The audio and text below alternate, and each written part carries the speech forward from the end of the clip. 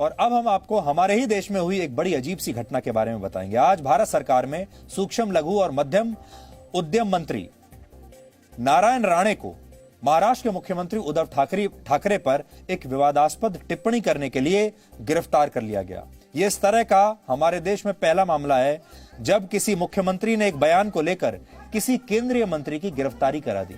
इस पूरी खबर के बारे में हम आपको बताएंगे, लेकिन पहले आप ये सुनिए कि नारायण राणे के किस बयान की वजह से उन्हें महाराष्ट्र पुलिस ने आज गिरफ्तार किया है। उन्होंने एक ऐसा बयान दिया जो उद्धव ठाकरे के खिलाफ था, विवादास्पद बयान था।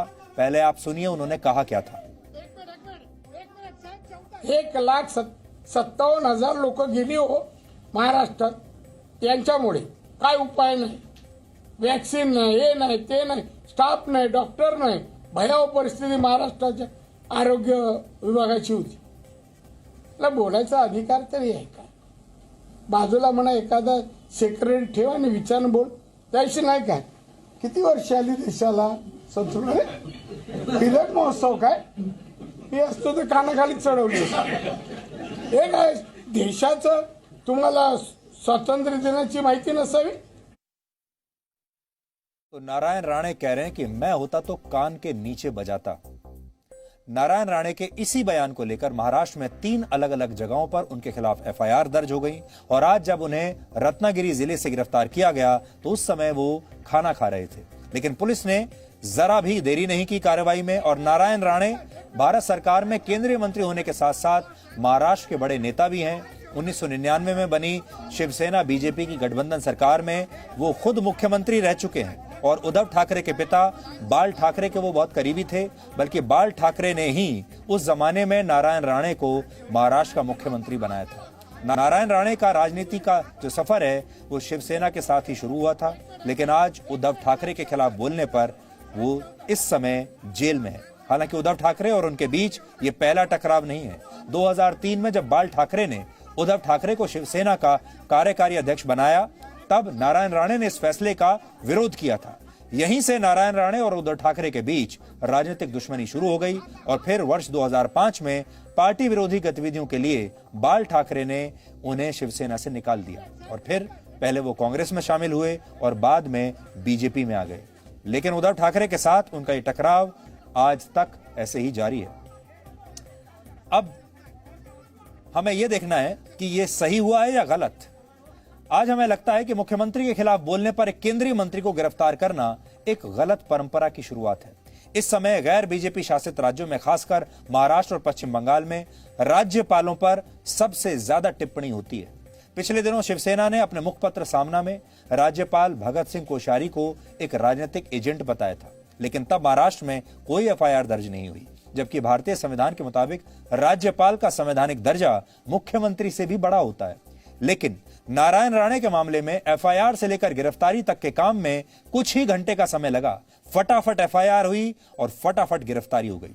आज नारायण राणे के खिलाफ शिवसेना के कार्यकर्ताओं ने नासिक में बीजेपी के दफ्तर पर भी पत्थरबाजी की है और नारायण राणे के खिलाफ अपशब्दों को इस्तेमाल करते हुए कुछ लोगों ने पुणे के बीजेपी दफ्तर में भी आज काफी तोड़फोड़ की।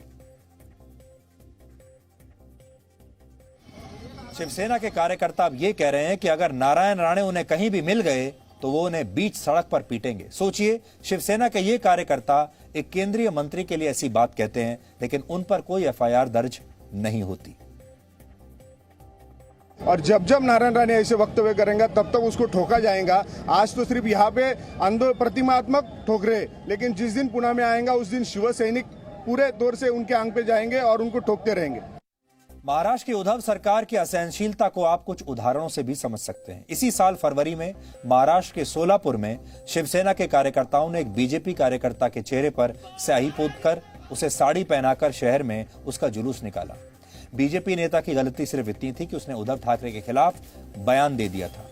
पिछले साल अक्टूबर में सुनैना होले नाम की एक महिला को उद्धव ठाकरे के खिलाफ बोलने पर एफआईआर करके गिरफ्तार कर लिया गया था। बाद में बॉम्बे हाई कोर्ट ने इस एफआईआर को खारिज किया।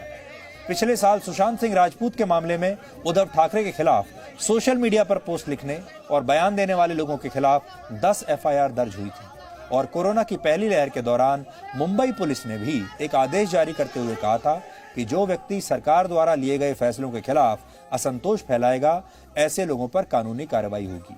ये वो उदाहरण है जिनसे महाराष्ट्र सरकार की असहनशीलता के बारे में पता चलता है और नारायण राणे की गिरफ्तारी भी इसी में से एक है। नारायण राणे इस समय जेल में है जब हम आपको ये खबर सुना रहे हैं, और कल बॉम्बे हाई कोर्ट में उनकी जमानत की अर्जी पर सुनवाई होगी और कल तय होगा कि वो बाहर आएंगे बेल पर या अब भी वो जेल में ही उन्हें रहना पड़ेगा। लेकिन हमारे देश की जो राजनीति है अब एक नया रूप ले रही है, एक नया मोड़ ले रही है, और ये किसी भी देश में स्वच्छ राजनीति के लिए और लोकतांत्रिक परंपराओं के लिए अच्छा नहीं है। हो सकता है उद्धव ठाकरे को बुरा लगा हो सकता है शिवसेना के जो कार्यकर्ता हैं वो वैसे भी अपने नेताओं को लेकर बहुत भावुक हैं। ये बात पूरा भारत जानता है कि शिवसेना के कार्यकर्ता बहुत भावुक हैं और शायद उनके नेता भी अपनी छवि को लेकर बहुत भावुक रहते हैं, और हो सकता है इसी भावुकता में उन्होंने नारायण राणे के खिलाफ ये कड़ी कार्रवाई कर दी।